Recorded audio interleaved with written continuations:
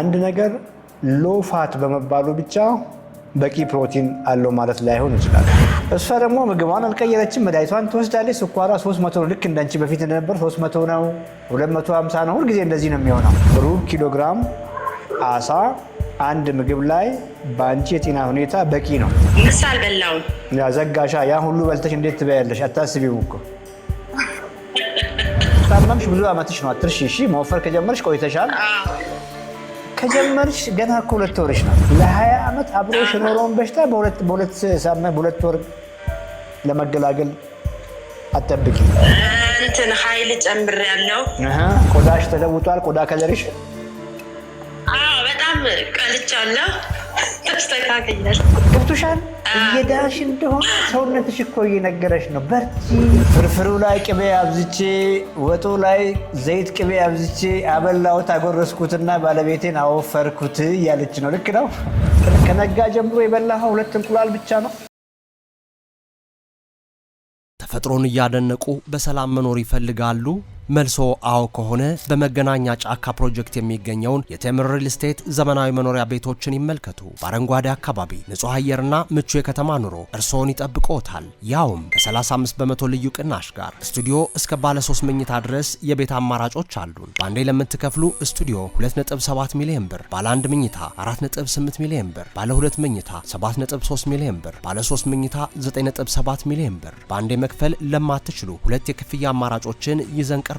የመጀመሪያው 20 በመቶ ቅድመ ክፍያ በመክፈል ቀሪውን ያለ ወለድና የዋጋ ጭማሪ መክፈል ይችላሉ። ሁለተኛው 40 በመቶውን ቅድሚያ ከፍለው 60 በመቶውን ቤቱን ሲረከቡ መክፈል ይችላሉ። ውጭ ሀገር ለምትኖሩ ደንበኞቻችን ወኪል ሳያስፈልጎት ውሎን በዲኤችኤል ያሉበት ቦታ ድረስ እንልካለን። ለበለጠ መረጃ በ0974 60 7676 ይደውሉ። ቴምር ፕሮፐርቲስ።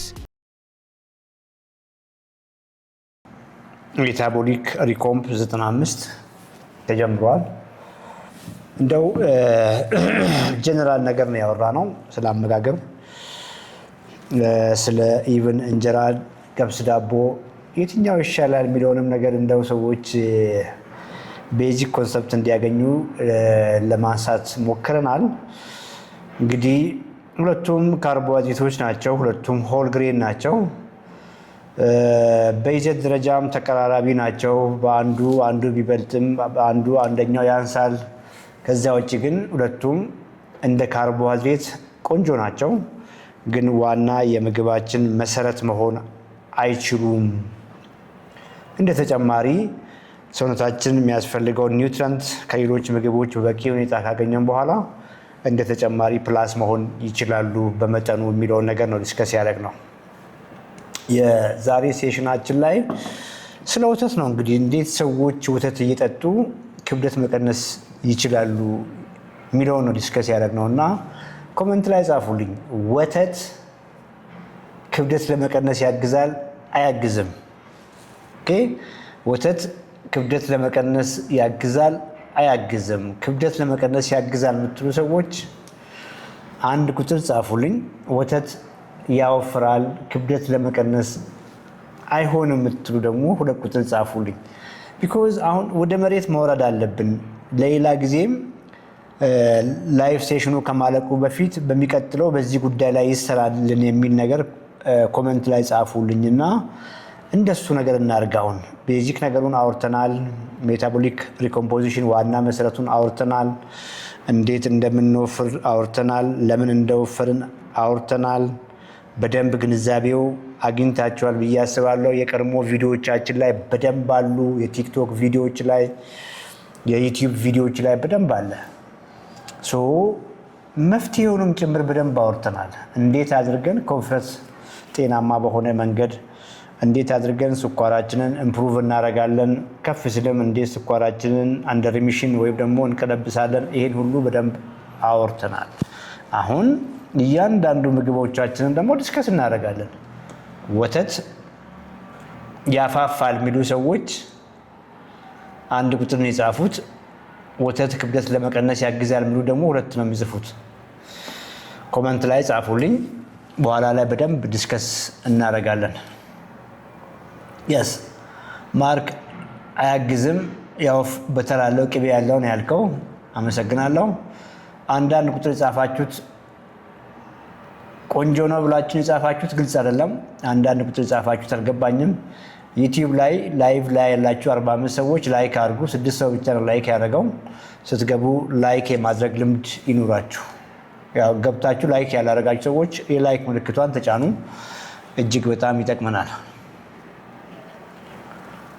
yes instead of that's why we take low fat yogurt የምንወስደው ለዛ ነው የሚል ነገር ነው የጻፍከው ኮሜንት። ቆንጆ ነው። ሶ ጀስት ቼክ እንድታደርጉ ብዬ ነው ይሄንን የማወራው። እስከዚያ ድረስ በኋላ በደንብ ዲቴል እስከምናወራው አንድን ምግብ እንደዚሁ አይታችሁ ኳሊቲ ምግብ ነው ወይ አይደለም ብላችሁ ለመወሰን ወይንም ደግሞ በቂ ፕሮቲን አለው ወይስ የለውም የሚለውን ነገር ለማወቅ ኢንግሪዲየንት ሊስት ጋር ሄዱ። ጽሁፉ የተጻፈበት ኢንግሪዲየንት ካሎሪ ይሄን ያክል፣ ፋት ይሄን ያክል፣ ካርቦሃይድሬት ይሄን ያክል፣ ፕሮቲን በቃ ምንም አታንብቡ።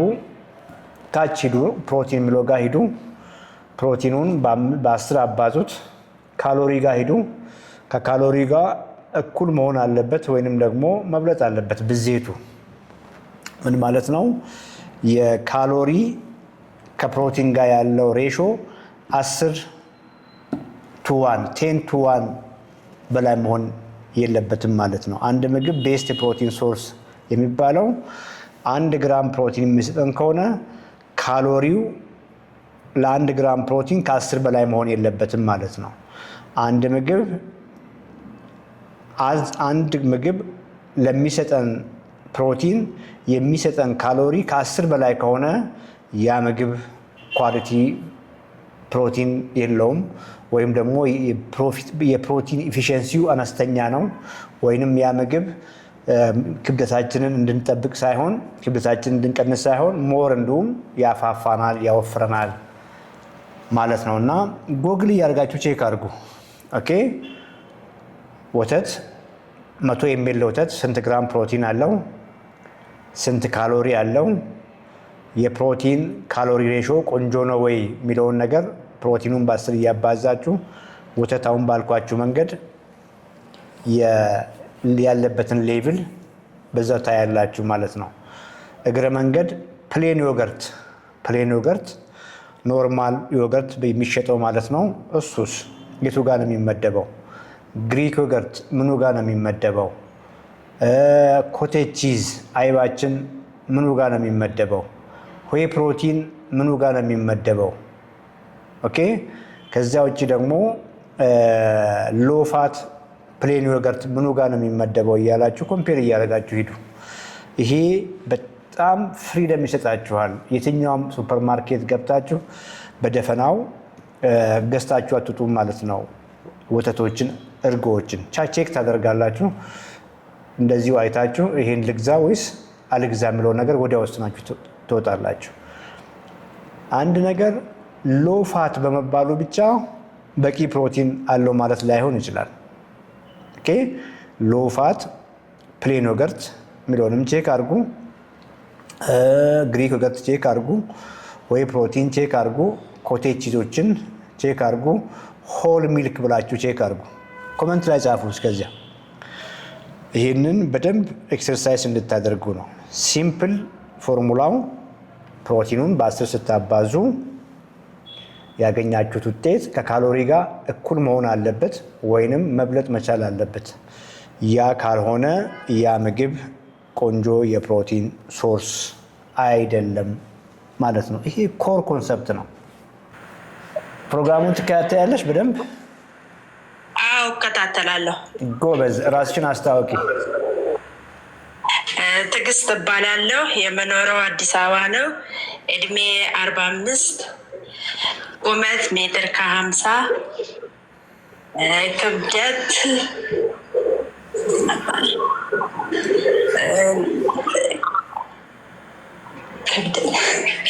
እንደዛ። ክብደትሽን አልሰማንም።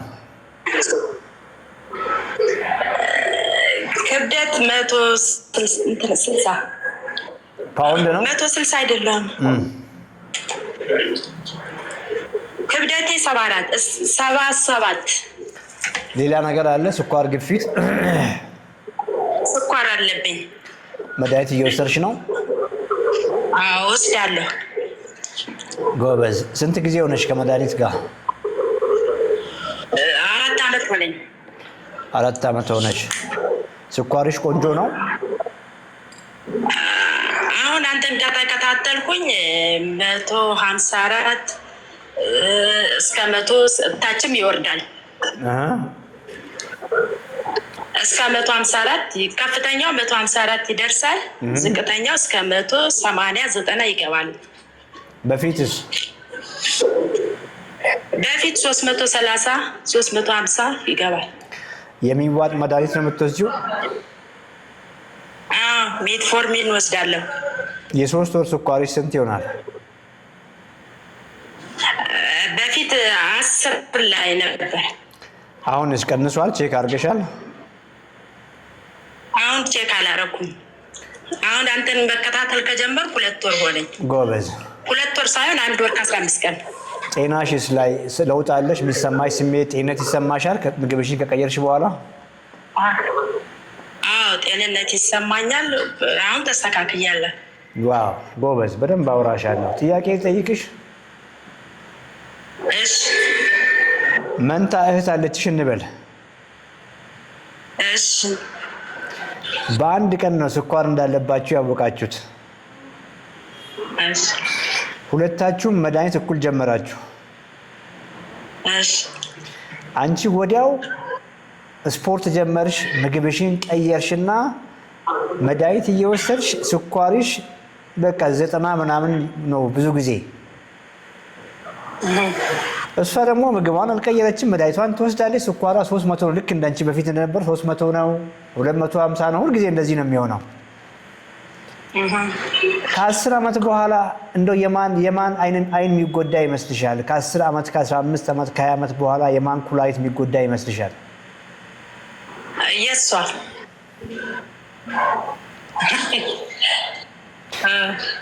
በቃ እኮ ይሄ እኮ ስለገባሽ ነው አሁን ፋይት እያደረግሽ ያለሽው። አሁን ይሄ ስለገባሽ ነው። ጎበዝ ልጅ ጎበዝ። እናግዝሻለን። ጎበዝ። ዛሬ ምን በላሽ? ምግብሽን ልይልሽ? እሺ። ጠዋት አሳ እና ግማሽ ኪሎ አይብ። ምን ያክላል አሳው? አሳው ሩብ ኪሎ ከሩብ ኪሎ ያልፋል፣ ትንሽ ያልፋል። አይቡ ምን ያክል በላሽ? አይብ ግማሽ ኪሎ እሱን ነው የበላሁት። አጥቤ ነው የበላሁት። ኦኬ። መቀነስ አትችይም ነበር? 2 ቦታ አታረጊም ነበር እንዳይከብድሽ? አልቀነስኩትም። ምክንያቱም አሁን ያቺ ግማሽ ኪሎግራም አሳ ማነው ሩብ ኪሎግራም አሳ ከአትክልት ጋር ብቻውን በቂ ነው። እሺ። አይቡን እንዲያባላሽ ትንሽ የለኝም ነበር ዛሬ። አትክልት አልቆብኝ ነበረ። ችግር የለውም። ቲማቲምም ቢሆን እኮ ይሆናል። ጠዋት ላይ ቲማቲም ከተፍተፍ አድርገሽን ብትጨምር ይሆናል። እሺ፣ ቀለል አድርጊው። ዋናው ነገር ያደረግሽው ነገር ቆንጆ ነው፣ ግን ኦቨር ሲሆንም ዳይጀሽን ላይ ሆድሽ ላይ እንዳይከብድሽ ሩብ ኪሎግራም አሳ አንድ ምግብ ላይ በአንቺ የጤና ሁኔታ በቂ ነው። ሩብ ኪሎግራሙ ብቻውን በቂ ነው ነው እያልኩሽ ያለሁት።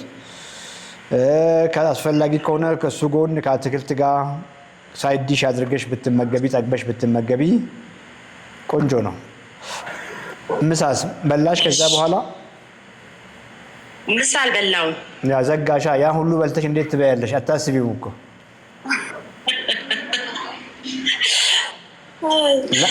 ለአመት እኮ የሚሆን ምግብ ነው በጠዋት ተነስተሽ የበላሽ እኮ ያንቺ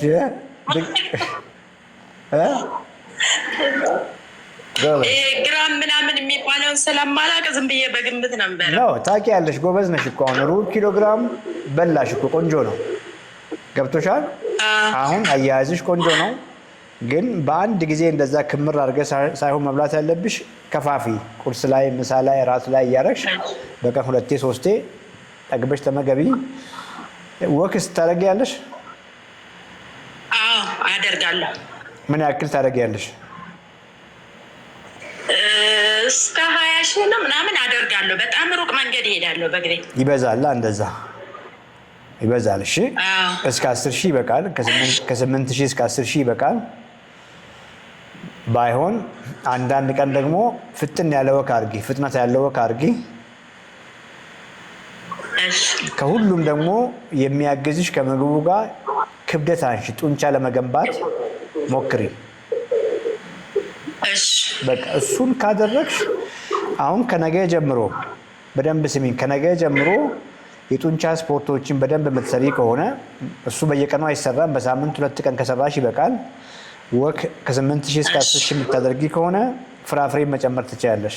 አሁኑ ነው ፍራፍሬ መጨመር ትችያለሽ፣ ጥራጥሬ መጨመር ትችያለሽ፣ ስራስሮች መጨመር ትችያለሽ፣ እህሉንም መጨመር ትችያለሽ። ከአሳው ጋር ጎን ከአይቡ ጎን ነው እያልኩሽ ያለሁት። ያልገባሽ ነገር አለ?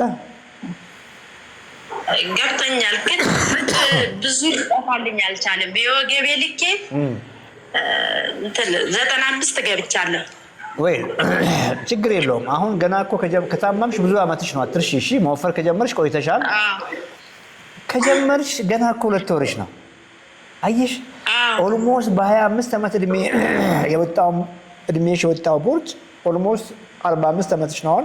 ለ20 ዓመት አብሮሽ የኖረውን በሽታ በሁለት ወር ለመገላገል አጠብቂ። እየተሻሻለ ነው። ከወገብሽ ይልቅ የሚሰማሽ ስሜት ጤንነት ይሰማሻል። ልክ ነኝ? እሱን በደንብ ነገር ጤንነት ይሰማሻል፣ ኢነርጂሽ እሱ ነገር ጤነኛ ነኝ። አሁን ጤነኛ ጤንነት ይሰማሻል። ሌላስ ምን ለውጥ አለ? ኃይል ጨምሬያለሁ። ብዙ ነገሮች ለውጥ አለኝ። ቆዳሽ ተለውጧል? ቆዳ ከለርሽ? በጣም ቀልቻለሁ። ተስተካክያለሁ። አምሮብናል። እምር ብለሻል? በጣም ሰው ሁሉ እያለኝ ነው። ታዲያ እኮ መዳን እኮ ይሄ ነው። ገብቶሻል? እየዳንሽ እንደሆነ ሰውነትሽ እኮ እየነገረሽ ነው። በርቺ፣ እንቀጥል በዚሁ እኮ እያለሽ ነው። ምን ፈለግሽ ታዲያ? ሌላው እኮ ራሱ ይመጣል ቀስ እያለ። ክትትል እየሄድሽ ነው? ክትትልሽን አላቆምሽም? ክትትል እየሄድኩኝ አንተን ከማግኘቴ በፊት ትንሽ በጣም ስለበዛ ጠዋት 1000 ማታ 1000 ሜትፎርሚን ውሰጂ አለችኝ እና ዶክተሯ ሌላ ነገር የለም ወይ ስላት የለም በቃ በዚሁ ትቀጥያለሽ አለችኝ። ከዛ እኔ መጥቼ አጋጣሚ ዩቱብ ስከፍት ኢቢኤስ ላይ በፊት ስትናገር አውቀህ ነበረ። ያንተን አየሁ፣ በአንተ ፕሮግራም ውስጥ ገባ እና በአንተ ፕሮግራም እየተመገብኩኝ እያደረግኩኝ ወረደ ስኳሪ። ድጋሚ አልሄድሽም? አሁን ምግብሽን ከቀየርሽ በኋላ ሐኪምሽ ጋር አልሄድኩም። አሁን ልሄድ ነኝ ገና። ስትሄጂ እንደገባሽ እንዴት ነው ዶክተር አላማረብኝም ወይ እስቲ እይኝ በያት። እሺ እላታለሁ። የት ነው የምትኖሪው? አዲስ አበባ ገርጂ ነው የምኖረው። ዶክተር ሰላም ነው እንዴ? ጎረቤቴ ነሻ? ገርጂማ ከሆንሽ በጣም ደስ ብሎኛል። ጎረቤቴ ነሽ። እንደዛ ከሆነ ነይና ሁሉንም ነገር እናወራለን በውስጥ። እሺ እመጣለሁ። እሺ በርቺ ጎበዝ። እንዴት ነህ? እግዚአብሔር ይመስገን። ራስሽን አስታወቂ። እሺ ባለቤቴ ነበረ። እሺ ዶክተር ነፃነት እባላለሁ። የምሰራው አዲስ አበባ ነው። ስለ ባለቤቴ ላማክረ ነበረ። ሜዲካል ዶክተር ነሽ? ሜዲካል ዶክተር ነኝ። ባለቤትሽ ምን ገጠማቸው? ፕሪ ዲያቤተስ እና ፋቲ ሊቨር አለው። ሪሰንትሊ ነው ዲያግኖስ የተደረገው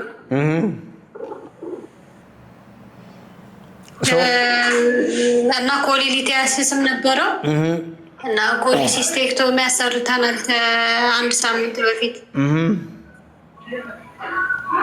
ስንት አመቱ ነው ባለቤትሽ? እና ዳይት ማስተካከል 33 አለ አሁን አጠገብሽ? አለ። ከእሱ ጋር ባውራ አይሻልም? እንዴት ታዲያ እሱን ላውራ? እሱ ጋር ሳውራ ደስ ይለኛል። እሺ ዶክተር። እሺ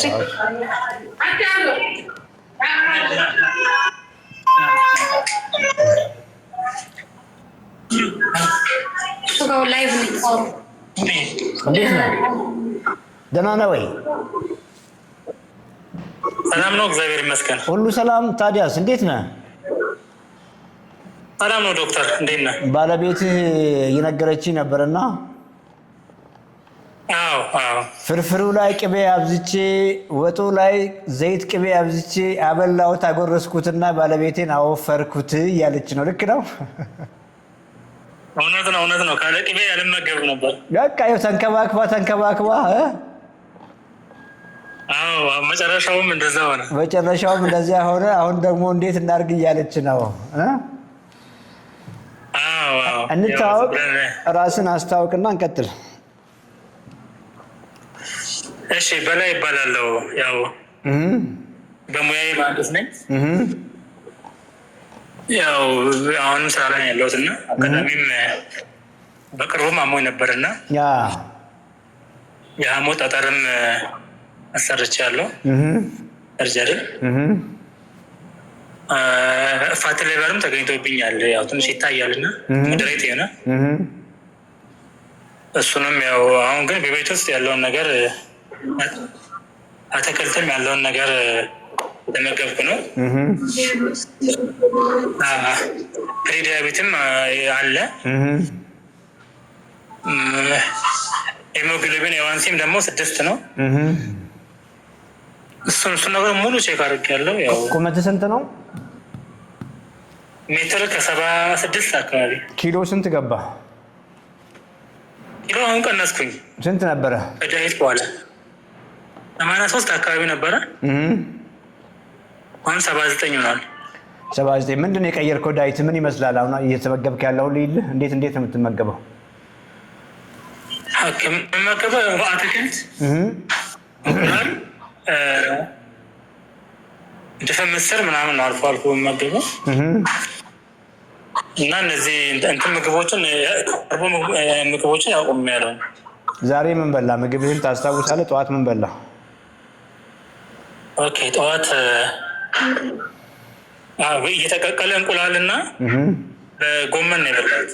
ስንት እንቁላል በላ? 2 እንቁላል። 2 እንቁላል ከጎመን ጋር ነው የበላኸው? ምሳስ? ምሳ ሽሮ ነው የበላሁት።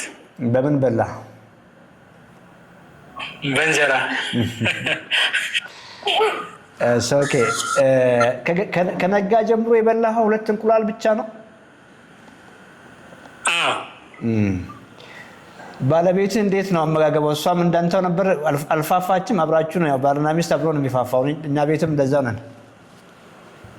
አብረን ነው የምንመገበው። አብራችሁ ነው እንዲህ ያላችሁ የምታደርጉት? ያው ኦኬ። እንግዲህ ያው ዶክተር በደንብ ትረዳኛለች። ያው ሜዲሲን ላይ ብዙ ኒውትሪሽን ብዙ ቦታ ተሰጥቶት ኮርሶችን አንወስድም እና ሜቢ የእኛም ጤና ከማህበረሰቡ የተለየ አይደለም። ማህበረሰቡም እኛም ሲሚላር ነገር ነው የምንበላው። እኛ ቤትም ባለቤቴም የጤና ባለሙያ ናት። ያው ተመሳሳይ ነገር ነበር ከማህበረሰቡ ጋር ሁለታችንም ነው የፋፋ ነው። ደወሪ ምግብህን መቀየር ላይ በደንብ እናወራለን። ዳታህን በውስጥ ላክልኝ ዶክተር፣ በዋትስአፕ ላይ ሼር ታደርገኝና በደንብ እናግዝሃለን። ሚዩት አድርግና ትንሽ ላውራችሁ፣ ቤዚክ ነገር አውራቸዋለሁ።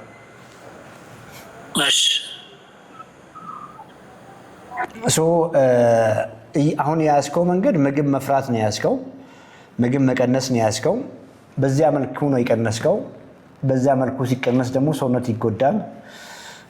አጥንት መስልህን ሉዝ ታደርጋለህ። ሊን ማስህን ሉዝ ታደርጋለህ። ሊን ማስ ሉዝ ስናደርግ ደግሞ ሜታቦሊክ ዲስፋንክሽን ይባባሳል። ያ ማለት እንኳን ከስኳር ከፋቲ ሊቨር ሊገላገል ይቅርና ሞር ይበሳሉ ነው እያልኩ ያለሁት። ቢኮዝ የተሻለ ሊን ማስ የተሻለ መስል ሲኖረን ያ ቢውልድ የምናደርገው መስል ነው ፋታችን እንዲቀንስ፣ ቪዝራል ፋት እንዲቀንስ፣ ፋቲ ሊቨር እንዲቀንስ፣ ፕሪዲየም የነበረው ስኳር ወደ ኖርማል እንዲመጣ የሚያደርገው የገነባ ነው መስል ነው። ያን ለማድረግ 2 ነገሮች ክሪቲካል ናቸው። በቂ ፕሮቲን ማግኘት ክሪቲካል ነው። የጡንቻ ስፖርት መስራት ደግሞ ምንም ጥያቄ የለውም። ልክ እንደ ዴይሊ ፕሮቲን ኢምፖርታንት ነው። ዛሬ ከነጋ የበላኸው ኳሊቲ ፕሮቲን 12 ግራም ፕሮቲን ነው። ከሁለት እንቁላል ያገኘኸው አንተ ማግኘት የሚገባ 140 ግራም ፕሮቲን አካባቢ ሆኖ ሳለ 12 ግራም ፕሮቲን ብቻ ነው ያገኘኸው። ኦኬ ሰውነትህ እየተራበ ነው እየተጎዳ ነው እያልኩ ያለሁት። በዚህ መቀጠል ስለማትችል ከጊዜ በኋላ ይርብህና መልሰ ብዙ መብላት ትጀምራለህ። መልሰ ብዙ መብላት ሲጀምር ደግሞ ኦልሬዲ በተጎዳ ጡንቻ ላይ ስለሚሆን ካርቦሃይድሬትን፣ ፋትን፣ ኢነርጂን ማይቋቋም ሰውነት ስለሆነ በዚህ በረሃቡ የፈጠርከው ደግሞ ስትበላ ከመጠን በላይ መፋፋት ይመጣል ማለት ነው። ያ እንዳይሆን ምግብህን አስተካክል። ዴይሊ 140 ግራም ፕሮቲን ታርጌት አቺቭ ለማድረግ ሞክር። ዶክተርም ለሷ ኢዚ ነው አሁን ገብቷል። 140 ግራም ፕሮቲን ለምሳሌ ስጋ 100 ግራም ብትሰጥ ስንት ግራም ፕሮቲን እንዳለው፣ እንቁላል ስንት እንዳለው፣ አይብ ስንት እንዳለው እነዚህን ባላንስ አድርጎ በበቂ መጠን መመገብ፣ ከጎን አትክልቶችን መጠቀም ዘን ሌላውን ደግሞ ኤክሰርሳይዝ ሌቭሊ እየታየ ስኳርህ መስተካከሉ እየታየ ፍራፍሬውን፣ እህሎቹን፣ ጥራጥሬውን፣ ስራስሩን መጨመር ይቻላል ማለት ነው። በዚህ መሃል አልኮል ካለ ቶሎ አቮይድ አድርግ። በኋላ ከሚት አንስተህ ትነግረኛለህ። አልኮል ካለ ነምበር 1 መጀመሪያ ማቆም ያለብህ ሊኩዊድ ካሎሪ ነው። አልኮል ሊሆን ይችላል፣ እነዚህ ከአልኮል ነፃ የሆኑ መጠጦች ሊሆኑ ይችላሉ። አልኮል ፍሪ የሚባሉ መጠጦች እነሱ ሊሆኑ ይችላሉ። ማንኛውም ካሎሪ ያለው የሚጠጡ ነገሮችን አቮይድ ማድረግ ነው። እንዳልከው ደግሞ እንጀራም ለተወሰነ ጊዜ ገታ ማድረግ የግድ ነው ማለት ነው። ይሄ ለአንተም ብቻ ሳይሆን ለዶክተር ነፃነትም የግድ ያስፈልጋታል። ቅድም እንዳልኩ ራይቱን ነገር ሮንግ ነገር አድርጋችሁ ነው ሁለታችሁ የወፈራችሁት።